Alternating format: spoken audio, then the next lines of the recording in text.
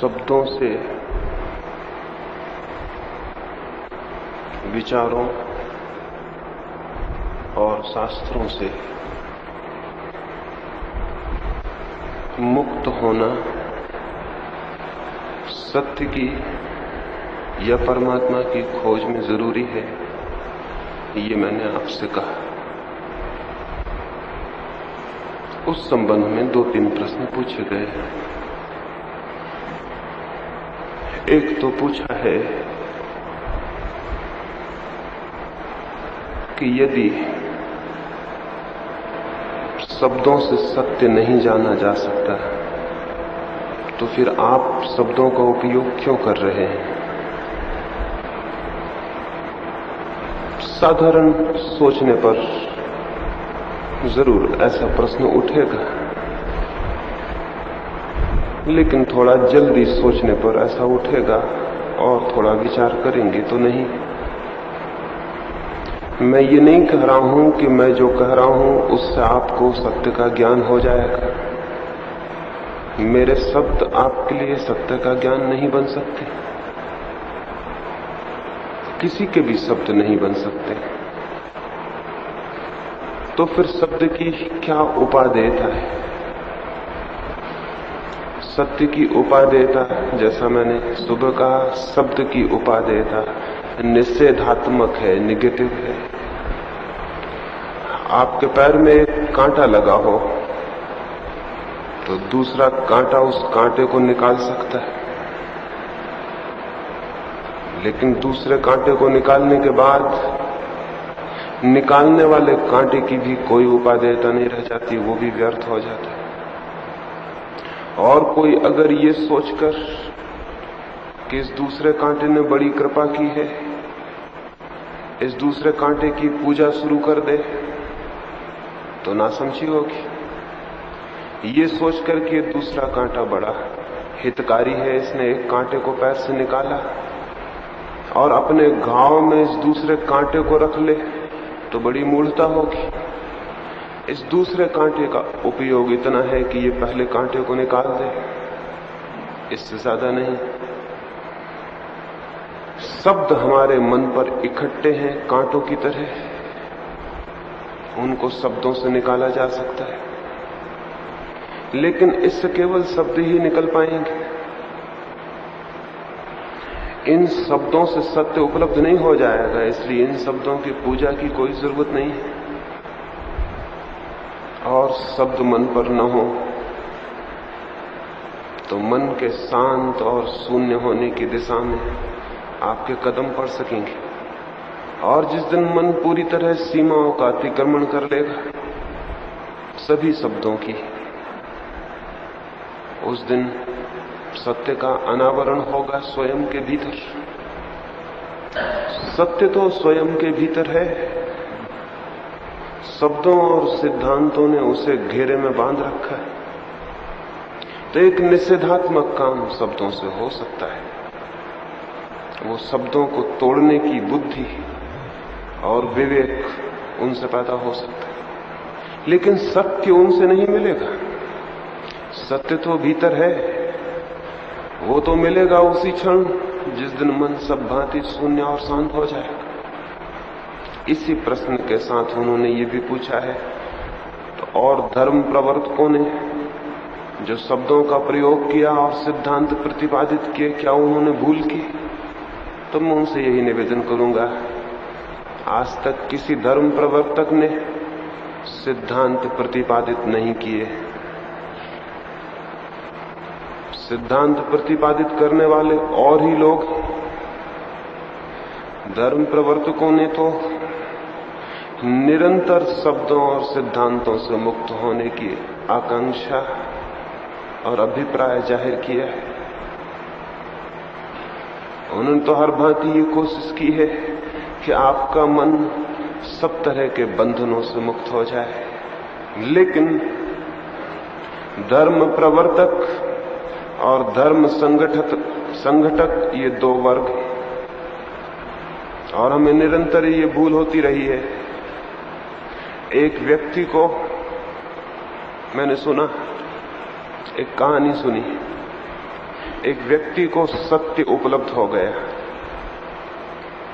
तो शैतान के शिष्यों ने शैतान को जाके खबर दी कि एक आदमी को सत्य उपलब्ध हो गया है।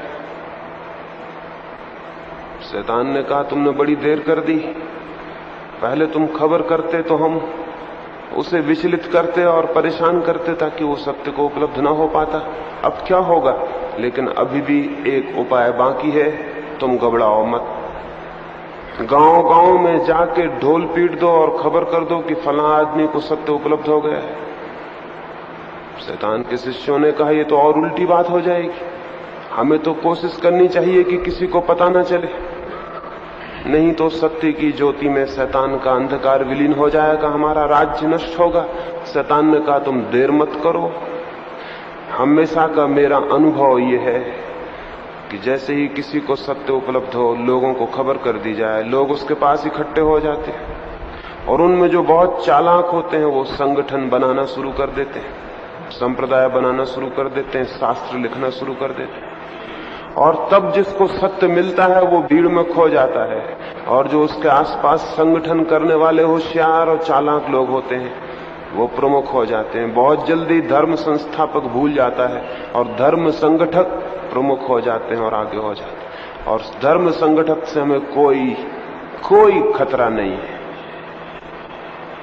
फिर उन्होंने यही किया, उन्होंने गांव-गांव में खबर कर दी, भीड़ पर भीड़ इकट्ठी होने लगी, और जो बहुत चालाक शब्दों के खिलाड़ी थे, सिद्धांतों के आदी थे, तर्क कर सकते थे, विवाद कर सकते थे, वे पंडित इकट्ठे हो गए और उन्होंने उस आदमी की बातों पर व्याख्याएं करनी शुरू कर दी, टीकाएं करनी शुरू कर दी। वो आदमी भीतर चिल्लाता रह गया, आसपास एक घेरा खड़ा हो गया पादरी पुरोहितों का, और एक संस्था और एक संगठन का जन्म हो गया। और वो आदमी जिसको सत्य मिला था, उसका लोगों से सारा संबंध टूट गया। उसके बीच में दलाल खड़े हो गए जिनसे लोगों का संबंध था, और वे बताने लगे कि उसका क्या अर्थ है, वो क्या कहता है, उसका क्या अर्थ है। उसकी सैद्धांतिक व्याख्या और विवेचना करने लगे। अगर आज महावीर लौट आए तो आप विश्वास करते हैं कि महावीर के पीछे पंडितों का जो वर्ग खड़ा है उसकी बात और महावीर की बात एक ही होगी। अगर आज कृष्ण वापस आ जाएं तो जिन लोगों ने गीता पर टीकाएं लिखी हैं उनकी बात और कृष्ण की बात एक ही होगी। कृष्ण के ऊपर कोई 1000 टीकाएं हैं गीता की, क्या कृष्ण के बोलते समय 1000 अर्थ रहे होंगे? 1000 विरोधी अर्थ रहे होंगे? तो या तो दिमाग खराब रहा हो कृष्ण का तो 1000 अर्थ हो सकते हैं, लेकिन दिमाग उनका खराब नहीं था। उनका अर्थ तो बहुत सुनिश्चित रूप से एक ही रहा होगा जो वो कहना चाहते थे। ये 1000 अर्थ और 1000 अर्थ करने वाली टीकाएं कहां से आ गई? ये किसने बनाई? ये बीच में हमेशा सत्य की व्याख्या करने वाले पंडितों का एक वर्ग है जो टीका लिखते हैं, टीकाओं पर टीकाएं लिखते हैं, और धीरे धीरे सत्य खो जाता है और टीकाएं हमारे हाथ में रह जाती। सारी दुनिया में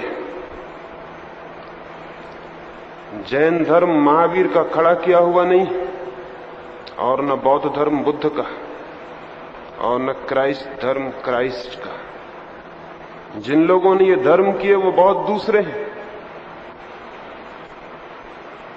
ये ज्योति तो इन लोगों में पैदा हुई, लेकिन इस ज्योति के आसपास जो भीड़ खड़ी की गई है वो बहुत दूसरे लोग हैं जिन्होंने की,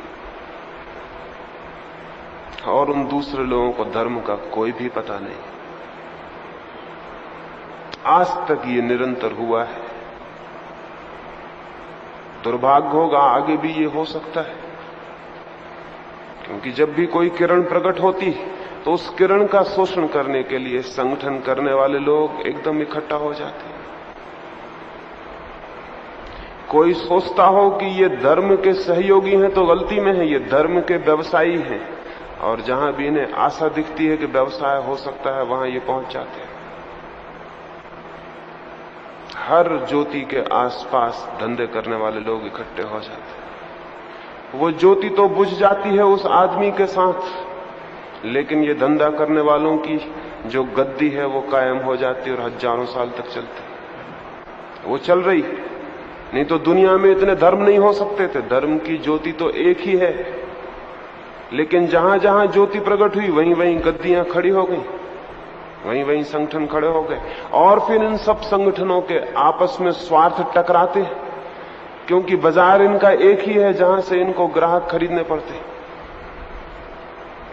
तो वहां इनके स्वार्थ टकराते हैं। इसलिए मंदिर मस्जिद टकराते हैं, इसलिए हिंदू मुसलमान टकराते हैं। कल्पना में भी न रहा होगा महावीर और बुद्ध के कि वे जिन बातों को कह रहे हैं वो झगड़े के ब्यास बन जाएंगी, झगड़े के कारण बन जाएंगी। बुद्ध ने कहा था मेरी कोई मूर्ति ना बनाए, लेकिन आज जमीन पर जितनी बुद्ध की मूर्तियां हैं और किसी की भी नहीं। किसी की इतनी मूर्तियां नहीं है जितनी बुद्ध की हैं, और बुद्ध जीवन भर कहते रहे कि मेरी कोई मूर्ति ना बनाए, क्योंकि मूर्ति से क्या प्रयोजन है, मैं कोई भगवान नहीं हूं, इसलिए मेरी पूजा का भी कोई कारण नहीं। लेकिन जितनी पूजा बुद्ध की होती उतनी किसी और की नहीं। चीन में तो एक मंदिर है, एक मंदिर जिसका नाम है 10,000 बौद्धों का मंदिर। 10,000 मूर्तियां हैं एक ही मंदिर, पूरा पहाड़ का पहाड़ खोल के 10,000 मूर्तियां बनाएंगे एक ही मंदिर के लिए। कोई 350 वर्षों में पूरा मंदिर बन के तैयार हुआ। 10,000 बुद्धों का मंदिर है। अरबी और उर्दू में तो बुद्ध शब्द मूर्ति का अर्थवाची हो गया। बुद्ध का बिगड़ा हुआ रूप। इतनी मूर्तियां बनी बुद्ध की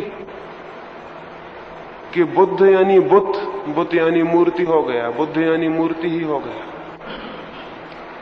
और इस बुद्ध ने कहा था कि मेरी मूर्तियां बनाना मत। तो किसने ये मूर्तियां बनाई? कौन मिल गया इन मूर्तियों को बनाने वाले लोग? किनने ये पूजाएं गढ़ी? जरूर कुछ और लोग भी पीछे काम कर रहे हैं, जरूर कुछ और लोग भी पीछे काम कर रहे हैं। धर्म की ईजाद और धर्म का अनुभव जिन्हें होता है वे ही धर्म के संगठक नहीं हैं। सच्चाई तो यह है कि अगर उनकी बात चले तो दुनिया में धर्म का कोई संगठन नहीं होना चाहिए, क्योंकि संगठन से धर्म का क्या संबंध? महावीर को जो ज्ञान उपलब्ध होता है वो तो अकेले में उपलब्ध होता है, समूह में तो उपलब्ध नहीं होता, भीड़ में तो उपलब्ध नहीं होता है। बुद्ध को जो ज्ञान उपलब्ध होता है वो भी एकांत में उपलब्ध होता है, कोई सेना और फौज बना के तो उपलब्ध नहीं होता। क्राइस्ट को या मोहम्मद को भी जो ज्ञान उपलब्ध होता है वो भी नितांत एकांत और तनाही में उपलब्ध होता है। आज तक दुनिया में जिनको भी ज्ञान उपलब्ध हुआ है वो एकांत में, अकेले में, मौन में उपलब्ध हुआ है। भीड़ से उसका क्या संबंध? संगठन से उसका क्या संबंध? शायद हमको ये पता भी नहीं है कि सभी संगठन घृणा के लिए खड़े होते हैं, कोई संगठन प्रेम के लिए कभी खड़ा नहीं होता। संगठन के पीछे होती है हेट्रेड, घृणा, शत्रुता, हिंसा। प्रेम का कभी कोई संगठन देखा है? प्रेमियों की कोई संस्था देखी है? कोई देखी है उनकी भीड़, कोई उनके मंदिर? प्रेमियों का आज तक कोई संगठन नहीं है, क्योंकि जिसे प्रेम करना है वो अकेला ही प्रेम करने में समर्थ है। लेकिन जिसे घृणा करनी, हिंसा करनी है वो अकेले करने में समर्थ नहीं, उसे भीड़ चाहिए। इसलिए दुनिया में जितने बड़े पाप हुए हैं वो अकेले आदमियों ने नहीं किए, वो भीड़ और संगठनों ने किए।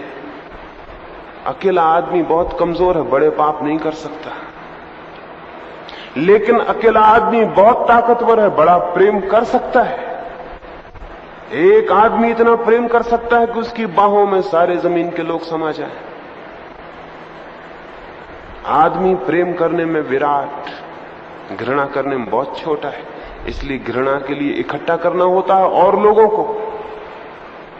ये जितनी जातियां खड़ी हुई हैं, जितने धर्म और जितने राष्ट्र, ये सब घृणा के संगठन हैं। और इसीलिए जितने जोर से घृणा पैदा होती, संगठन उतना ही मजबूत हो जाता है।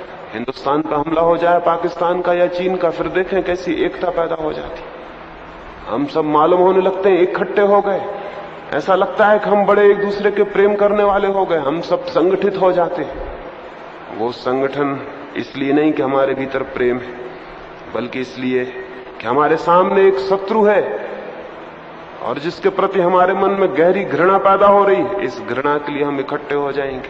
शत्रु हट जाएगा, हमारा संगठन भी ढीला हो जाएगा। हिटलर ने तो अपनी आत्मकथा में लिखा है, अगर किसी भी कौम को संगठित होना हो तो या तो उसके सामने सच्चे दुश्मन चाहिए जिनके प्रति घृणा पैदा हो जाए, और अगर सच्चे दुश्मन न हो तो झूठे दुश्मन ईजाद कर लेना चाहिए, तो कौम इकट्ठी हो जाती, संगठित हो जाती। झूठे दुश्मन खड़े कर लेने चाहिए। जिन्ना ने नारा दे दिया हिंदुस्तान में इस्लाम खतरे में, एक झूठा दुश्मन खड़ा कर लिया, मुसलमान इकट्ठे हो गए।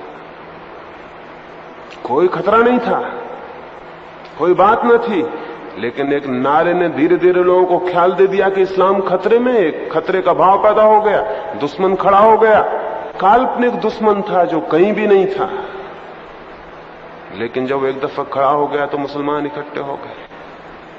और फिर चीजें तो एक चक्रीय रूप में काम करती हैं। जब लोग इकट्ठे हो जाएं तो फिर उनको घृणा करने का मौका चाहिए। घृणा करने का मौका हो तो वो इकट्ठे होते हैं, इकट्ठे हो जाएं तो फिर घृणा करने का मौका चाहिए, नहीं तो संगठन आगे चल नहीं सकता।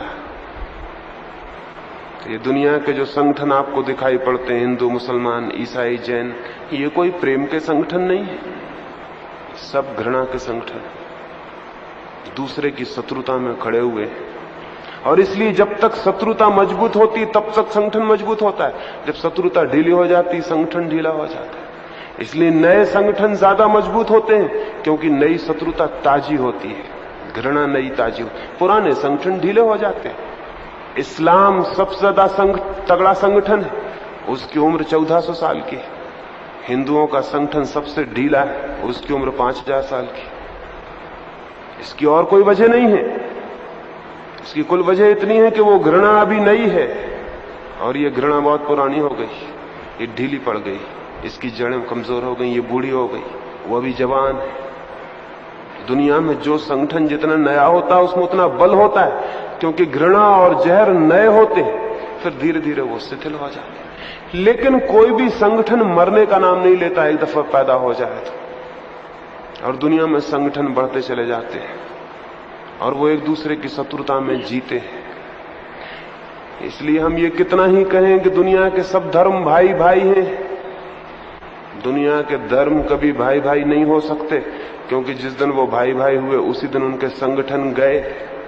उनके संगठन का प्राण इसमें है कि वो दुश्मन है एक दूसरे के, तो ही वो जिंदा रह सकते, नहीं तो जिंदा नहीं रह सकते। इसलिए लाख कहो अल्लाह ईश्वर तेरे नाम, कोई फर्क पड़ने वाला नहीं है। अल्लाह अलग हो नाम, राम अलग हो, तो ही खड़े हो सकते हैं ये दोनों, क्योंकि इन दोनों के खड़े होने की सारी ताकत और बल हिंसा से आता है, घृणा से आता है, विरोध से आता है। अगर ये दोनों एक ही हैं तो मामला खत्म हो गया, फिर इनका सारा बल समाप्त हो जाएगा, सारी ताकत चली जाएगी। ये जिन लोगों ने धर्म को जन्म दिया है वो और हैं, और जिन लोगों ने धर्म संगठित किए हैं ये बिल्कुल और हैं, न केवल और बल्कि उनके शत्रु हैं जिन्होंने धर्म को जन्म दिया। और हर धर्म को जन्म देने के आसपास उसके शत्रु मित्र की शक्ल में इकट्ठे हो जाते हैं और धीरे धीरे उस ज्योति को बुझा डालते हैं और राख कर देते हैं। एक बहुत अद्भुत कहानी है। क्राइस्ट ने अपने मरने के कोई 1800 साल बाद सोचा कि 1800 साल पहले मैं जेरूसलम में आया तो मुझे मानने वाला, मेरी बात को स्वीकार करने वाला कोई भी न था, मैं अकेला उतरा था। तो जो मंदिरों के पुरोहित थे, चलते हुए मंदिरों के, वो मेरे दुश्मन में हो गए, उन्होंने मुझे फांसी पे लटका दिया। लेकिन अब तो सारी जमीन पर मेरा संगठन सबसे बड़ा है, 1 अरब लोग ईसाई, लाखों लोग मेरे भिक्षु, मेरे पादरी और पुरोहित, केवल कैथोलिक पादरियों की संख्या 12 लाख है। आज तो सारी दुनिया में मेरा सबसे बड़ा संगठन, मुझे मानने और पूजने वाले लोग सर्वाधिक हैं। तो मैं चलूं और एक बार देखूं कि अब मेरा दुनिया में स्वागत कैसा होता है। तो क्राइस्ट 1800 साल बाद जेरूसलम में वापस उतरे जेरूसलम में क्राइस्ट का जलसा मनाया जा रहा था, क्रिसमस के दिन थे। लाखों लोग सारी दुनिया से यात्रा को आए हुए थे, सड़कें सजी थी और चर्च उत्सव का केंद्र बना हुआ था। क्राइस्ट बीच बाजार में उतर के एक झाड़ के नीचे खड़े हो गए। जिन लोगों ने भी देखा वो चौंके और सोचा ये कौन आदमी अभिनय कर रहा है क्राइस्ट का। भीड़ वहां इकट्ठी हो गई और लोग मजाक करने लगे कि गजब का काम किया है आपने, बिल्कुल क्राइस्ट मालूम पड़ रहे हैं। क्राइस्ट ने कहा मालूम नहीं पड़ रहा हूं, मैं क्राइस्ट हूं। तो लोग हंसने लगे और कहा कि एक पागल और पैदा हुआ है। क्राइस्ट ने कहा मैं पागल नहीं हूं, तुम तो वही भाषा बोलते हो जो 1800 साल पहले उन लोगों ने बोली थी जब मैं जेरूसलम में आया था। वो भी मुझसे बोले थे यह आदमी पागल है, और तुम तो मुझे मानते हो, तुम भी मुझे नहीं पहचानते। वो लोग हंसने लगे। उन्होंने कहा हम भली भांति पहचान गए। ऐसा पागलपन कई लोगों के दिमाग में चढ़ जाता है कि मैं क्राइस्ट हूं, मैं फला हूं। आप कृपा करके जल्दी भाग जाइए, कहीं अगर बड़े पादरी को पता चल गया तो बहुत मुश्किल में पड़ जाएंगे। क्राइस्ट ने कहा लेकिन वो पादरी तो मेरा है और मेरा क्रॉस कंधे पर लटकाए हुए। और तभी भीड़ ने खबर कर दी और बड़ा पादरी चर्च के बाहर आया। भीड़ उसको नमस्कार करके दूर हट गई। क्राइस्ट बहुत हैरान हुए, मुझे कोई भी नमस्कार नहीं कर रहा है, मैं क्राइस्ट हूं और मेरा यह आदमी जो मेरा नाम लेके धंधा किया हुआ है पूरा का पूरा, इसको लोग रास्ता छोड़ दिए, पैर में झुक गए। पर क्राइस्ट ने मन में सोचा कि और कोई पहचाने न पहचाने, मेरा ये पादरी तो मुझे पहचान ही लेगा। पादरी करीब आया और उसने कहा उतर बदमाश, नीचे उतर। ये क्या कर रहा है? क्राइस्ट एक दफा हुआ, अब दोबारा नहीं हो सकता, नीचे उतरो। तो क्राइस्ट तो बहुत घबरा गए कि ये तो वही भाषा बोल रहा है जो 2000 साल पहले, 1800 साल पहले दूसरों के पादरियों ने बोली थी। वो तो अपने ना थे तो ठीक भी था उनका बोलना, लेकिन ये तो अपना आदमी। क्राइस्ट ने कहा तुम मुझे पहचाने नहीं। उसने एक हाथ का झटका दिया, उसने कहा मैं भली भांति पहचानता हूं, नीचे उतरो। क्राइस्ट तो घबरा के नीचे उतर आया। उसने 4 आदमियों से कहा पकड़ो इसको, कोठरी में बंद करो। यही तो पहले भी हुआ था। क्राइस्ट बहुत हैरान हुए, ये अपना आदमी। वो कोठरी में बंद कर दिए गए। रात आधी गए, वो पादरी दरवाजा खोल के कोठरी में गया, उनके पैरों पर गिर पड़ा और कहा मैंने पहचान लिया था कि आप यीशु मसीह हमारे महाप्रभु क्राइस्ट हो, लेकिन क्षमा करो, बीच बाजार में तुम्हारे आने की दोबारा कोई जरूरत नहीं, क्योंकि तुम हमेशा के उपद्रवी हो। जब भी आओगे हमारा सब धंधा खराब कर दोगे। तो हम एकांत में तुम्हें पहचान सकते हैं, लेकिन भीड़ में नहीं पहचान सकते। और जिन यहूदी पादरियों ने तुम्हें फांसी दी थी, अगर तुमने उनसे कहा होता अकेले में, वो भी पहचान लेते, वो भी नासमझ नहीं थे। और अगर तुमने ऐसा बीच बाजार में आने की कोशिश की, यद्यपि हमें बहुत दुख होगा, लेकिन हमें फिर फांसी देनी होगी, इसके सिवा कोई रास्ता नहीं। तुम जैसे लोग हमेशा के उपद्रवी हो, तुम हमेशा के रिबेलियस हो। तुम जो कुछ भी कहोगे उससे बनी हुई सब व्यवस्था गड़बड़ हो जाती, सब टूट फूट हो जाता है। तुम्हारी कोई जरूरत नहीं है, सब काम बिल्कुल ठीक चल रहा है। हमने 1800 साल में बड़ी मुश्किल से क्रिश्चियनिटी को ईजाद कर पाए, सब बिल्कुल ठीक चल रहा है। आप कृपा करो, परमपिता के साथ विश्राम करो स्वर्ग में, आपकी जमीन पर आने की कोई जरूरत नहीं, हम सब ठीक से संभाले हुए। तो हम आपको अकेले में पहचान सकते हैं, लेकिन भीड़भाड़ में नहीं। मुर्दा हालत में पहचान सकते हैं, लेकिन जिंदा हालत में नहीं। आपकी मूर्ति की पूजा कर सकते हैं, लेकिन आपकी नहीं। आप कृपा करो, आप जाओ। क्राइस्ट ने कहा मैं तो बहुत हैरान हूं, मैं तो सोचता था कि तुम सब मेरे लोग हो, लेकिन मैं तो पाता हूं सारी व्यवस्था वही की वही। जिन लोगों ने क्राइस्ट को सूली दी थी, उन्हीं तरह के लोगों ने क्राइस्ट की क्रिश्चियनिटी भी खड़ी कर ली है। वो वही टाइप है आदमी का, उस आदमी में कोई फर्क नहीं है। जिनने क्राइस्ट को सूली दी थी, उसी तरह के लोगों ने क्रिश्चियनिटी भी ईजाद कर ली है। वो वही लोग हैं, उसमें कोई फर्क नहीं है। जिन लोगों ने महावीर के कान में खीले ठोके होंगे, वही महावीर के भक्त हैं। उन्होंने महावीर का धर्म भी खड़ा कर लिया। वो वही लोग हैं, उनमें कोई फर्क नहीं है। सिर्फ इससे भ्रम में पड़ जाने की जरूरत नहीं है कि वो महावीर की पूजा करते हैं इसलिए महावीर के मित्र हैं। महावीर के मित्र होना बड़ी क्रांति से गुजरना है, और महावीर की पूजा करना कोई क्रांति नहीं है। महावीर का मित्र होना अत्यंत कठिन बात है, क्योंकि उसके लिए पूरा हृदय क्रांति से गुजर जाना चाहिए। हाँ, महावीर की पूजा करना बिल्कुल आसान बात है, एकदम आसान, क्योंकि पूजा से झूठी और क्या बात हो सकती है। कुछ भी तो नहीं करना पड़ता पूजा में, कुछ भी नहीं करना होता। मंदिर बना लेना बहुत आसान है, धार्मिक होना बहुत कठिन, क्योंकि धार्मिक होने में एक आग से गुजरना पड़ेगा, पूरी जिंदगी बदल लेनी होगी। और मंदिर बनाने में कौन सी कठिनाई, कौन सी अड़चन। तो इस भ्रम में कोई ना रहे। जिन लोगों ने धर्म को अनुभव किया है, उन लोगों ने सिद्धांत नहीं दिए, उन्होंने शब्द नहीं दिए, उन्होंने तो क्रांति के इशारे किए। क्रांति की दिशा में अपने जीवन को ज्योति की तरह सामने रखा, लोगों के भीतर प्यास पैदा की, सिद्धांत नहीं दिए, आग पैदा की। लोगों के भीतर जो सोई हुई प्यास है वो जग सके, इसकी कोशिश की और उस तरफ इशारे किए। कौन सी बाधाएं हैं जो अलग हो जाएं तो आदमी धार्मिक जीवन को उपलब्ध हो सकता है। सिद्धांतवादिता, ये जो थ्योरेटिशियंस हैं, ये बहुत और तरह के लोग हैं। ये शब्दों को गूंथने और जाल में बुनने वाले लोग हैं। ये जो फिलोसॉफी खड़ी करने वाले लोग हैं, ये सब जाल शब्द बुनने वाले लोग हैं। इनका धर्म से कोई भी संबंध नहीं, लेकिन ये इकट्ठे हो जाते हैं हमेशा वहां जहां कोई धार्मिक ज्योति पैदा होती है, और इकट्ठे होकर हत्या कर देते हैं उस धार्मिक ज्योति की। पर हजारों साल का संबंध है इनका,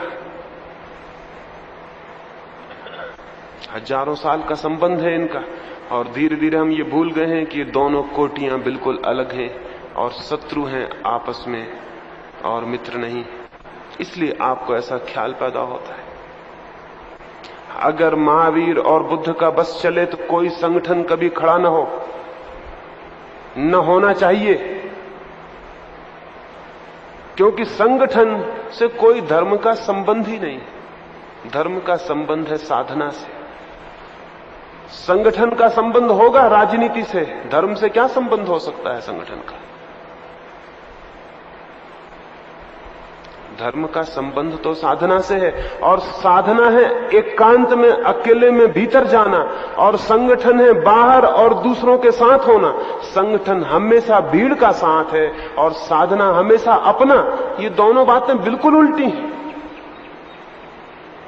संगठन का मतलब है भीड़ के साथ और साधना का मतलब है अपने साथ, और जिसे अपने साथ होना है उसे बहुत से मामलों में दूसरों के साथ से मुक्त होना पड़ता है। दूसरों का साथ एक गहरे अर्थ में बंधन है।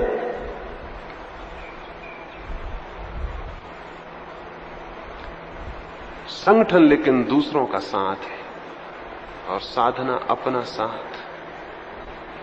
एक फकीर था जर्मनी में, एक हाट, एक पहाड़ी के पास एक जंगल में अकेला एक वृक्ष के नीचे बैठा था। उसके गांव के कुछ मित्र पिकनिक को आए होंगे। उन्होंने एक हाट को देखा तो सोचा कि अकेले बैठे ऊब गया होगा, चलें इसे थोड़ा साथ दें, इसे कंपनी दें। वो गए और उन्होंने एक हाट को हिलाया। वो आंख बंद किए बैठा था और कहा कि मित्र, हमने सोचा कि तुम अकेले बैठे हो, चलो तुम्हें साथ दें।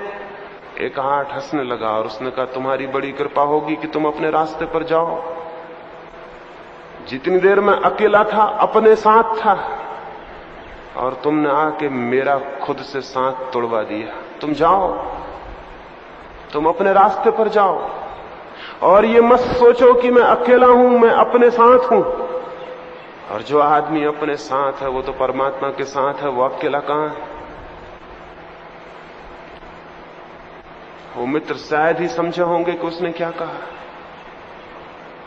धार्मिक आदमी वो नहीं है जो आपके साथ है, धार्मिक आदमी वो है जो अपने साथ है। अपने साथ होकर वो परमात्मा के साथ हो जाता है। एक बहुत गहरे अर्थों में वो आपके साथ भी हो जाता है, लेकिन वो बड़ा आत्मिक अर्थ है। वो संगठन नहीं है, वो सम्मिलन है। संगठन में हम अलग अलग होते हैं और किसी घृणा के सूत्र से बंधे होते हैं। जो आदमी अपने साथ होता है वो आपके साथ हो जाता है सम्मिलन के अर्थ में, क्योंकि वो पाता है आपकी आत्मा और उसकी आत्मा अलग नहीं है। तब संगठन का कोई सवाल नहीं है। संगठन तो जहां अलग अलग हम हैं वहां होता है। वो तो पाता है एक ही है हम भीतर कहीं, वो सम्मिलन है। धार्मिक आदमी सर्वसत्ता से सम्मिलन को उपलब्ध होता है, अधार्मिक आदमी घृणा के कारण संगठन को उपलब्ध होता है। संगठन धर्म नहीं है, ऑर्गेनाइजेशन धर्म नहीं है, और संगठन खड़े करने के सूत्र अलग हैं, सूत्र ही अलग हैं। पहला सूत्र तो यह है कि घृणा पैदा करो, शत्रु पैदा करो, खतरा पैदा करो, घबराहट पैदा करो, फियर पैदा करो लोगों में, तो वो संगठित होंगे, नहीं तो वो संगठित नहीं होंगे। और धार्मिक होने का सूत्र यह है अभय पैदा करो, भय खत्म करो लोगों का, क्योंकि जो भयभीत है वो कभी धार्मिक नहीं हो सकता। अभय, घृणा खत्म करो, प्रेम पैदा करो, क्योंकि जो घृणा से भरा है वो धार्मिक कैसे हो सकता है। शत्रुता मिटाओ, उसके मन से वैर समाप्त करो, तब वो धार्मिक हो सकता है। धार्मिक होने के लिए जरूरी है घृणा ना हो, शत्रुता ना हो, भय ना हो। और संगठन के लिए जरूरी है भय हो, घृणा हो, शत्रुता हो। ये तो दोनों बुनियादी विरोधी बातें। इसलिए जो संगठक है, ऑर्गेनाइजेशन करने वाला है, वो कभी धार्मिक नहीं होता। धार्मिक होना तो बात ही अलग है, और ही दुनिया की बात है। और ये सारी किताबें और शास्त्र खड़े होते हैं, ये कोई इस भूल में न रहे कि ये सब जिन लोगों के जीवन में धर्म की ज्योति पैदा होती उनसे ही पैदा होते हैं। जरूर उनसे वाणी पैदा होती है, जरूर उनसे वाणी निकलती है, जरूर उनका प्रेम शब्दों में प्रकट होना शुरू होता है, जरूर उन्होंने जो जाना है उनकी करुणा कहती है कि वो उसे कह दें, इस बात को जानते हुए भी कि कहना बहुत कठिन है। लेकिन उनकी करुणा नहीं मानती, उनका हृदय नहीं मानता, और वो सोचते हैं शायद कोई इंगित, कोई इशारा, शायद किसी हृदय तक कोई धक्का पहुंच जाए। तो वो पूरी कोशिश करते हैं इस बात की, लेकिन उनको इस बात का पूरा अनुभव होता है कि वो जो कह रहे हैं उसमें और वो जो जान रहे हैं दोनों में बहुत बुनियादी फर्क है। वो इस बात को भली भांति जानते हैं, इसलिए वो निरंतर कहते हैं कि शब्दों को मत पकड़ लेना, हमारा जो इशारा है उसे समझना। जापान में बुद्ध का एक मंदिर है, उस मंदिर में बुद्ध की कोई प्रतिमा नहीं है, बल्कि बुद्ध के हाथ का एक चित्र बना हुआ है, एक मूर्ति बनी हुई सिर्फ हाथ की अंगुली की, और ऊपर कोने में एक चांद बना हुआ है। और बुद्ध की एक बहुत पुरानी घटना पर वो आधारित है।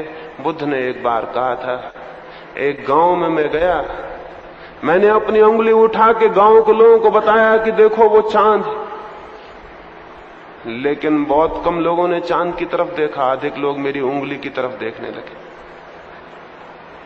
और तब से मुझे निरंतर यह अनुभव होता है कि जब भी कोई बताता है भगवान की तरफ तो कोई नहीं देखता, बताने वाली उंगली को पकड़ लेता। उंगली में क्या रखा हुआ है, चाहे वो बुद्ध की हो चाहे किसी की हो, उसमें कुछ भी नहीं। तो बुद्ध ने कहा इशारों को पकड़ लेते हैं लोग, शब्दों को पकड़ लेते हैं, उंगलियों को पकड़ लेते हैं और उनकी पूजा शुरू कर देते हैं, और जिस तरफ इशारा किया था उस तरफ देखते भी नहीं। शास्त्र अंगुलियों को पकड़ने से पैदा होते हैं। इसलिए जो शास्त्र को बनाने वाला, निर्मित करने वाला, शास्त्र का आग्रही है, वो ये हिम्मत नहीं कर सकता कहने की कि शास्त्र में सत्य नहीं है। वो तो कहेगा यही है सत्य, और अगर कोई कहता हो कि नहीं है तो आ जाए और गर्दन कटवाने के लिए तैयार हो जाए।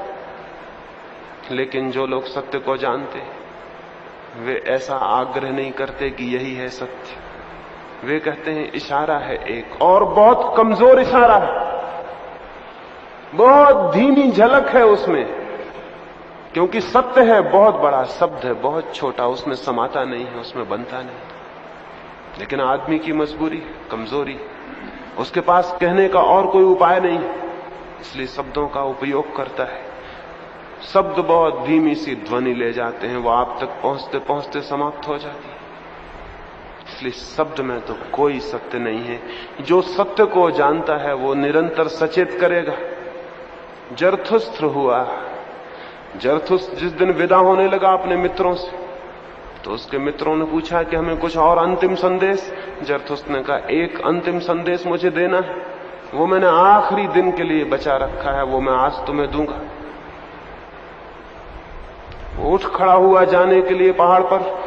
वो अपने मित्रों से विदा ले रहा था हमेशा के लिए। फिर उस पहाड़ से वो कभी वापस नहीं लौटेगा, वहीं उसकी चिर समाधि बनेगी। उसे जो कहना था उसने कह दिया, उसे जो समझाना था उसने समझा दिया। उसके प्राणों में जो ज्योति जगी थी वो उसने बांट दी। अब वो जाने को है, उसकी अंतिम घड़ी आ गई। उसके सैकड़ों हजारों मित्र रो रहे हैं और जरथुस्त्र ने कहा, अंतिम मेरी बात सुन लो और मैं जाऊं। आंसू पोंछ लो, क्योंकि आंसुओं से भरी हुई आंखें सुन न सकेंगी। दुख छोड़ दो, क्योंकि दुख से भरा हुआ मन समझ न पाएगा।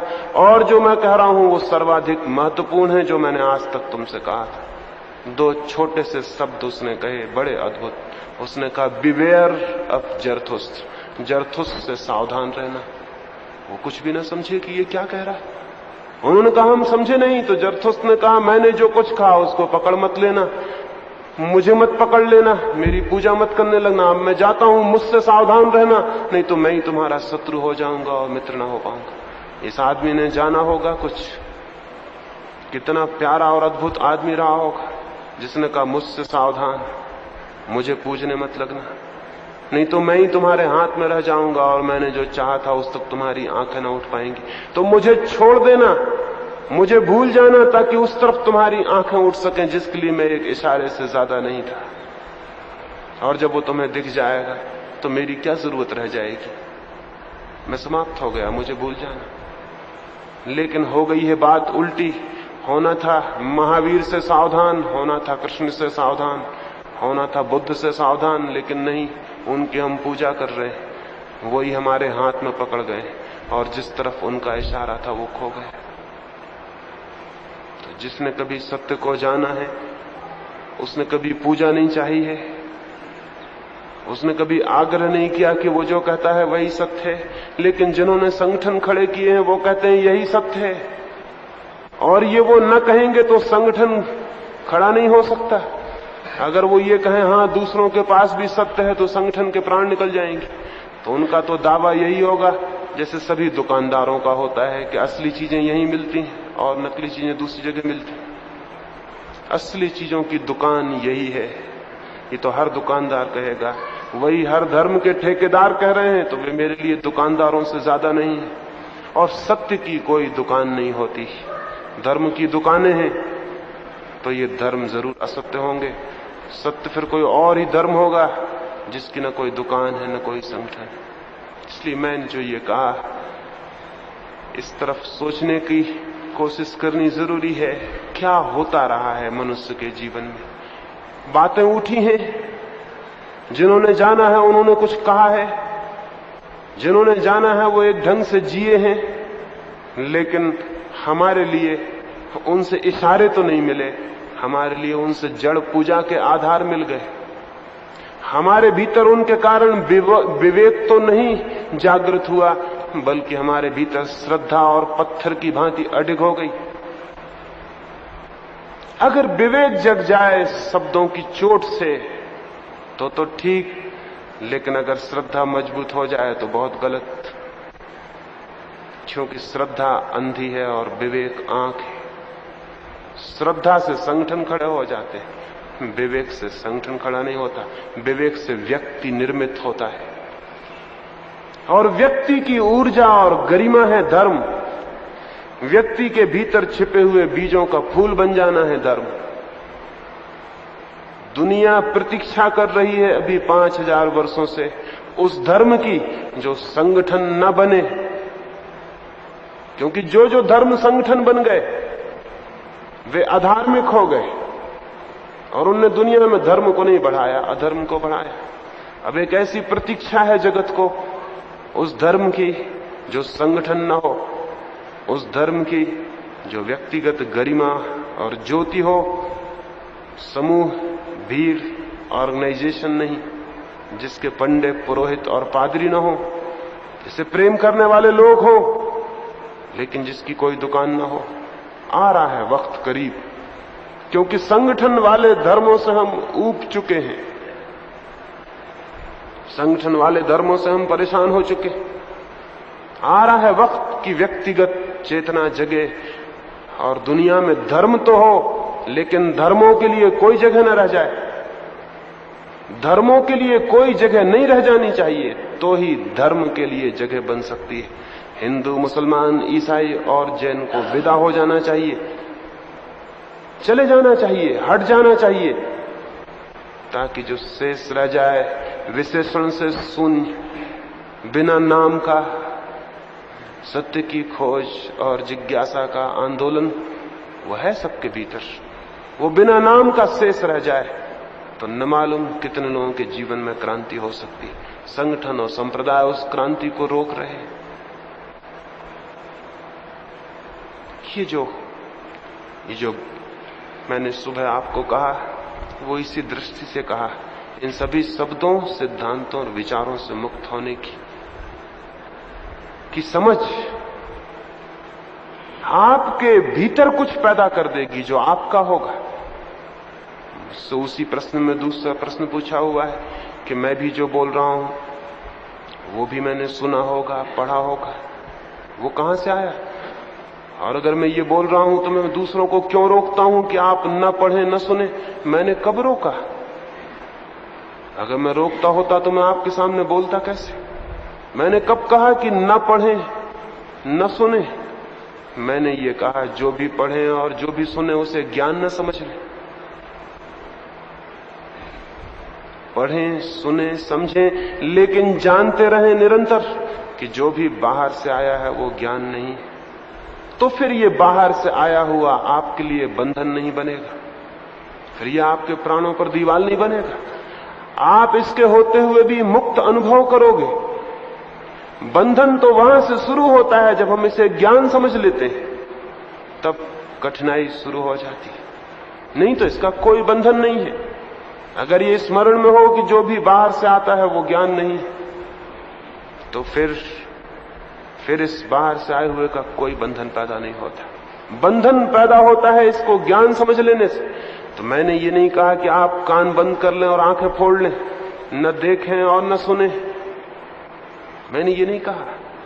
मैंने तो ये कहा है कि जो भी आप सुनते हैं, सीखते हैं, इतना स्मरण रखें कि वो सीखा हुआ धर्म नहीं हो सकता, सत्य नहीं हो सकता। बस इतना स्मरण रहे तो उस सीखे हुए की भूल में कभी आप नहीं पड़ेंगे और आपके भीतर वो खोज जारी रहेगी उसकी जो अनसीखा हुआ आता है, जो कभी सीखना नहीं पड़ता। वो खोज बंद ना हो, इतनी बात है। निश्चित ही बाहर के जीवन में बहुत कुछ सीख लेने को है, बाहर के जीवन में बहुत कुछ सीख लेने को है, लेकिन जो सीखा जाता है वो आत्मा नहीं है, परमात्मा नहीं। जो सीखा जाता है वो संसार के संबंध में, जो सीखा जाता है वो संसार के उपयोग के लिए है। भाषा बाहर से सीखी जाती है, असल में भाषा बाहर के उपयोग के लिए है। भीतर भाषा का क्या उपयोग है? जब आप अकेले हैं तो भाषा का क्या उपयोग? जब आप किसी के साथ हैं तो भाषा का उपयोग। इसलिए भाषा बाहर की है और बाहर के उपयोग के लिए मैं भी जो बोल रहा हूं वो सब बाहर से सीखा हुआ है, वो सब भाषा है, सब शब्द है। लेकिन जब मैं अकेला हूं, अगर उस वक्त भी वो भाषा मेरे भीतर चलती रहे तो मैं पागल हूं, क्योंकि अकेले में भाषा का क्या उपयोग है? लेकिन आप जब अकेले बैठते होंगे तब भी भाषा चल रही, तब आप किससे बातें कर रहे हैं?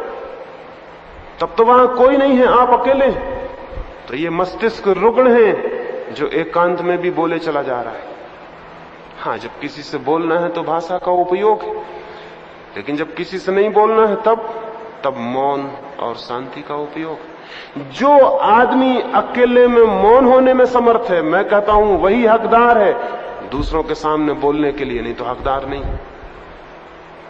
क्योंकि जो अकेले में बोलने में विक्षिप्त है, अकेले में मौन नहीं हो सकता और बोले चला जाता है, सबके सामने भी उसका बोलना उसका एक पागलपन के सिवाय और कुछ भी नहीं।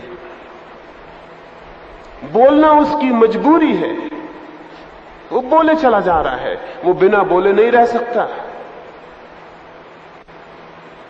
लेकिन अगर अकेले में आप मौन होने में समर्थ हैं, साइलेंस में जाने में समर्थ हैं, तो आप हैरान हो जाएंगे।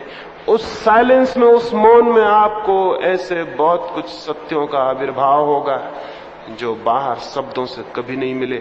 यद्यपि उनको पाकर भी जब आप बोलने जाएंगे तो बाहर के शब्द काम देंगे, क्योंकि भाषा बाहर की। तो भाषा अभिव्यक्ति बन सकती है, लेकिन भाषा ज्ञान का जन्म नहीं है। भाषा से कभी किसी ज्ञान का जन्म नहीं होता। ज्ञान का जन्म तो होता है वहां जहां भाषा नहीं होती, जहां सब मौन होता है। लेकिन उस मौन में जो जाना जाए, उस मौन में जो प्रतीत हो, एहसास हो, वो जो एक्सपीरियंस हो, उसके लिए भी अभिव्यक्ति भाषा बनती है। और भाषा इसलिए कमजोर अभिव्यक्ति सिद्ध होती है क्योंकि जिसे शून्य में जाना जाता है उसे शब्द में कहना बड़ा कठिन हो जाता है। वो वैसे ही है जैसे एक आदमी संगीत सुने और हम उससे कहें कि एक चित्र बनाओ, तुमने जो सुना उसे चित्र पे बना दो, तो कितना कठिन मामला हो गया। जो सुना था वो कान से सुना था, और चित्र बनते हैं आंख से। सुनी थी ध्वनि और चित्र बनाने हैं रूप और आकार के, लेकिन फिर भी कुछ रास्ते निकाले गए हैं कि जो कान से सुना गया उसे हम कागज पर भी उतार सके। म्यूजिक की भी लैंग्वेज है।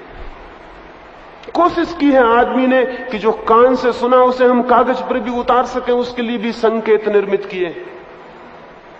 आदमी कमजोर है लेकिन कोशिश करता है कम्युनिकेशन की, जो उसके भीतर घटित होता है दूसरे तक पहुंचाना चाहता है,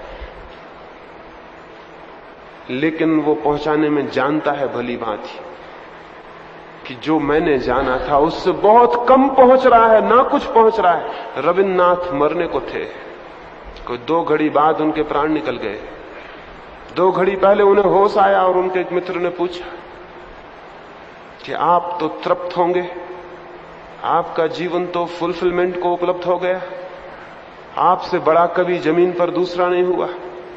यूरोप के महाकवि शैली ने केवल 2000 गीत लिखे, रविन्द्रनाथ ने 6000 गीत लिखे, और 6000 ऐसे गीत लिखे जो सब संगीत में बांधे जा सकते। इतने बड़े गीतकार दुनिया में कोई दूसरा नहीं हुआ। उनके मित्र ने कहा आप तो तृप्त हैं, आपको तो मृत्यु दुख न देगी, क्योंकि जीवन आपका पा सका जो पा सकता था, आपकी सारी संभावनाएं पूरी हो गई। रविन्द्रनाथ ने क्या कहा? रविन्द्रनाथ की आंखों में आंसू आ गए और उन्होंने कहा क्षमा करो, मेरा अपना अनुभव बिल्कुल दूसरा है। मेरा अपना अनुभव तो यह है कि हे परमात्मा, अभी तो मैं अपने साज संगीत की केवल व्यवस्था कर पाया था, अभी गीत गाया कहां था। तो गीत गाने की तैयारी भी पूरी नहीं हो पाई थी और मैं विदा होने लगा। अभी तो मैंने ठोक पीट के साथ संगीत तैयार किया था, मेरे सामान तैयार हो गए थे, अब मैं गाता। लोग भूल में हैं कि मैंने गाया, क्योंकि जो मैंने जाना अभी मैं उससे प्रकट नहीं कर पाया। कोशिशें मैंने की हैं लेकिन सब अधूरी, प्रयत्न मैंने किए हैं लेकिन सब विफल। मेरी कोशिश तो पूरी थी लेकिन शब्द छोटे पड़ गए जो मैंने जाना उससे। अभी तक मैं एक विफल आदमी हूं, वो मैं नहीं कह पाया हूं जो मेरे प्राणों में उठा है। जो सुगंध मेरे भीतर आई है वो मैं पहुंचा नहीं पाया हूं। अभी तो मैं साज बिठा पाया था, अब गीत गाने का वक्त था और विदा होने का समय आ गया। जिसने जाना है उसे ऐसा अनुभव होगा, जिसने नहीं जाना है वो कहेगा गा दिए मैंने गीत जो गाने थे, कह दी मैंने बात जो कहनी थी। उसके पास कुछ था ही नहीं, इसलिए शब्द काफी पड़ गए। जिसके पास कुछ होता है उसे शब्द बहुत नाकाफी होते। वो उस तौल पर निर्भर करता है कितना हमारे पास देने को है। पंडित को लगता है शब्द बहुत काफी हैं, क्योंकि उसके पास कुछ देने को तो होता नहीं, शब्द ही शब्द होते हैं। वो तृप्त हो जाता है किताबें लिख के, बोल के, कह दी बात। शब्द ही थे उसके पास, उसने कह दिए। लेकिन जिसके पास अनुभूति है वो जानता है कि शब्द कितने कमजोर माध्यम हैं, उनसे कुछ भी नहीं होता, कुछ भी नहीं कहा जा पाता। उनकी पीड़ा को भी हम अनुभव नहीं कर सकते जिनके ऊपर अनुभूति की वर्षा होती। उनके प्राण कितने संकट में पड़ जाते हैं ये भी हम अनुभव नहीं कर सकते। क्योंकि जो वो जानते हैं वो फैलना चाहता है, प्रकट होना चाहता है, बढ़ जाना चाहता है, और जो साधन होते हैं वो एकदम कमजोर होते हैं। विराट शक्ति उनके पास आ गई होती और सकरी गलियों में से उस शक्ति को उन्हें प्रवाहित करना होता है। गंगा उनके घर में उतर आती है और छोटी छोटी नालियां होती हैं जिनसे उसे बाहर पहुंचाना पड़ता है। कैसी पीड़ा और कैसा हार्दिक आंदोलन और हार्दिक प्रसव का बोध उनको होता होगा, जैसे कोई मां को बच्चा तो पेट में आ जाए और फिर वो पैदा ना हो सके। तो उस मां पर जो भार, वर्ष वर्ष बीत जाए और बच्चा गर्भ में बड़ा होता जाए और पैदा ना हो सके, ठीक वैसा भार महावीर, बुद्ध, कृष्ण जैसे लोग अनुभव करते हैं। कुछ उनके भीतर जन्म जाता है जो प्रकट होने में कठिन, तो उसे शब्द से तो नहीं कहा जा सकता। तो फिर कोई और रास्ता भी है, रास्ता है, लेकिन शब्द सामूहिक रास्ता है। फिर एक रास्ता और है साइलेंस का, मौन का। जो लोग मौन होने में समर्थ हैं उनसे मौन के द्वारा भी कुछ कहा जा सकता है। अगर यहां इतने सारे लोग बैठे हैं, ये सब मौन होने में समर्थ हो जाएं, तो यहां बैठकर बिना बोले भी कोई बात कही जा सकती है।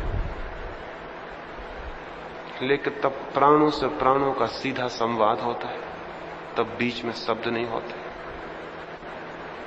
वो भी संभव, वो भी हुआ है, वो भी होता है, लेकिन उसका होना बोलने वाले पर निर्भर नहीं रह जाता, उसका होना सुनने वाले पर निर्भर हो जाता है। वो जितना मौन हो जाएगा उतना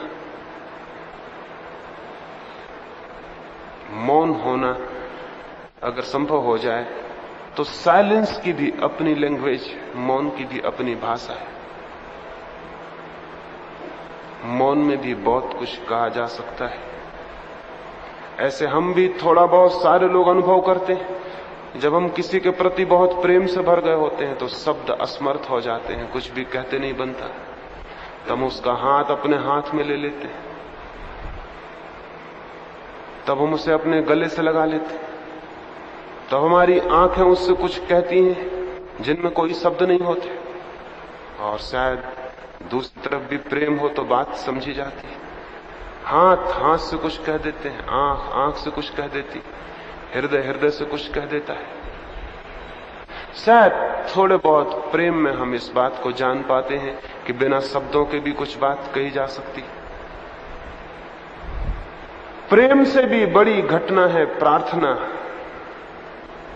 जब और गहरी शांति उपलब्ध होती है तो उस शांति में और गहरे सत्य भी पहुंचाए जा सकते हैं, लेकिन वो बात सुनने वाले की तरफ बहुत, उसकी रिसेप्टिविटी, उसकी ग्राहकता पर निर्भर करती। और जब तक वैसी कोई बात नहीं है तब तक शब्द के सिवाय कोई चारा नहीं। लेकिन एक बात स्मरण रखनी जरूरी है, शब्द में सत्य नहीं है, इशारा हो भी सकता है, और इशारा तभी हो सकता है जब आप शब्द को न पकड़ लें, शब्द को तो छोड़ दें और उस शब्द से जो इंगित किया गया हो उस तरफ आंखें उठाएं। अब जैसे मैंने सुबह आपसे कहा कि शास्त्रों में तो कुछ नहीं, तो आपने इसी को पकड़ लिया और प्रश्न बना लिया कि शास्त्रों में कुछ नहीं तो सब शास्त्र व्यर्थ हैं। आप इशारा चूक गए और शब्द को पकड़ लिया। ये प्रश्न आपका शब्द को पकड़ने की सूचना देता है। जो मैंने चाहा था वो आपकी समझ में नहीं आ सका। मैं आपसे कह रहा हूं शास्त्र को छोड़ दें तो शास्त्र में बहुत कुछ है, शास्त्र को पकड़ लें तो शास्त्र में कुछ भी नहीं है। एक आदमी ने एक नौकर अपने घर में रखा। 2-4 दिन उसके काम देख के वो आदमी परेशान हो गया और उसने उस नौकर को कहा ये नौकरी चलेगी नहीं। अजीब आदमी हो, 3 अंडे बाजार से खरीदने होते हैं तो तुम 3 दफे बाजार जाते हो। 3 अंडे एक ही बार में खरीदे जा सकते? क्या बात है, एक अंडा खरीदने गए फिर दूसरा अंडा खरीदने गए। 3 अंडे लाने के लिए 3 दफे बाजार जाना, ये नौकरी चल नहीं सकती। या तो अपने में सुधार कर लो या कल से समाप्त समझो नौकरी को। उस आदमी ने कहा, मेरे मालिक, मैंने सुधार कर लिया और ऐसी भूल दोबारा नहीं होगी। 8 दिन बाद उसका मालिक बीमार पड़ गया। उसने कहा, जाओ डॉक्टर को बुला लाओ। वो डॉक्टर को बुला के लाया, साथ में एक भीड़ और बुला लाया, न मालूम कितने लोगों को बुला लाया। उसके मालिक ने पूछा, आ गए? उसने कहा, मैं डॉक्टर को लेवा लाया और बाकी लोगों को भी लेवा लाया। डॉक्टर ने कहा, ये बाकी लोग और कौन है?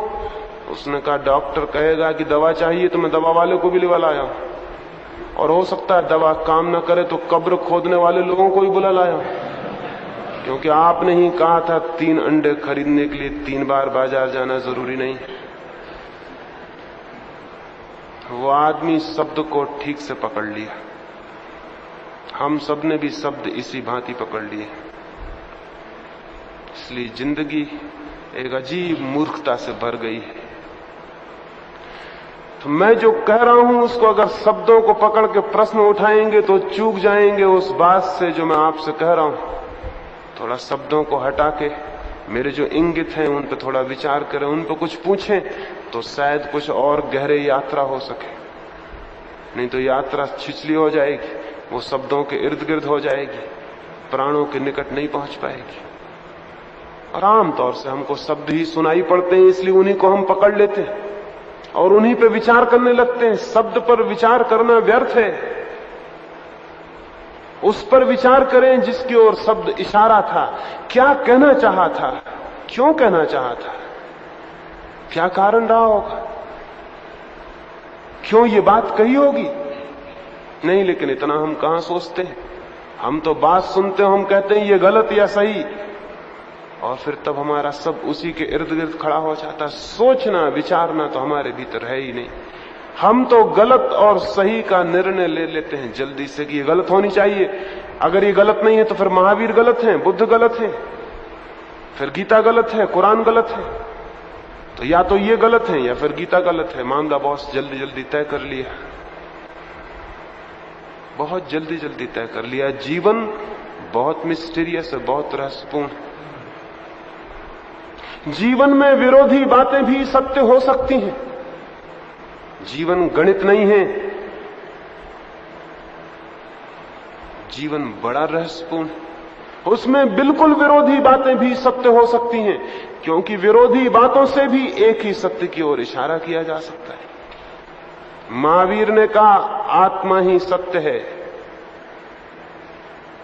और आत्मा के सिवाय, आत्मा से ऊंचा, आत्मा से बड़ा कोई भी सत्य नहीं है। आत्मा ही ज्ञान है, आत्मा परम ज्ञान है। और ठीक उन्हीं दिनों में बुद्ध ने उन्हीं गांवों में कहा आत्मा सबसे बड़ा असत्य है, आत्मा से बड़ा कोई अज्ञान नहीं, और जो आत्मा को मानता है वो परम अज्ञानी। ये दोनों आदमी एक ही समय में बिहार में थे। क्या बड़ी मुश्किल बात हो गई।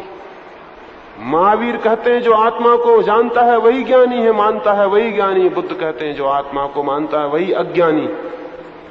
आत्मा ही अज्ञान है। और मैं आपसे कहता हूं ये दोनों लोग एक ही बात कह रहे हैं, लेकिन इनके शब्दों को जो पकड़ लेगा वो मुश्किल में पड़ जाएगा। ये बिल्कुल एक बात कह रहे हैं, ये इशारा एक ही तरफ,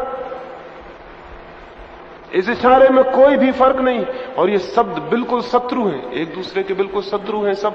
और इन्हीं शब्दों के ऊपर जैन खड़े हैं और बौद्ध खड़े हैं, और आज भी शत्रुता कायम, आज भी कायम है।